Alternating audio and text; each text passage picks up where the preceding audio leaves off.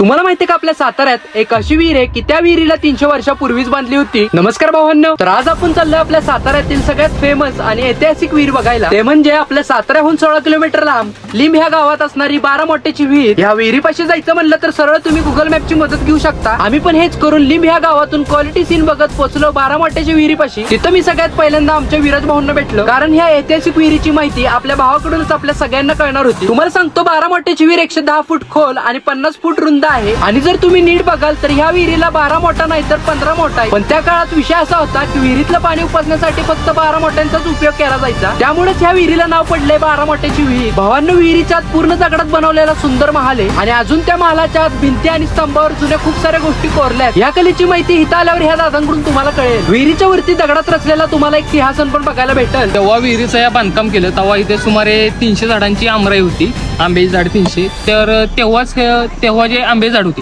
त्यातलंच एक हे झाड आहे पिंपळाचं। भावांनो, ही विहीर आपल्या साताऱ्यातच नाही तर जगभरात फेमस आहे, कारण 12 मोट्याची विहीर बघायला प्रत्येक दिवशी इथं गर्दी असते। तर भावांनो, कशी वाटली तुम्हाला आपल्या 12 मोट्याची विहीर हे कमेंट करून नक्की सांगा। आणि जर व्हिडिओ आवडला असेल तर तुमच्या भावाला फॉलो करायला विसरू नका। आणि जाता जाता एकच बोलीन, तर चला।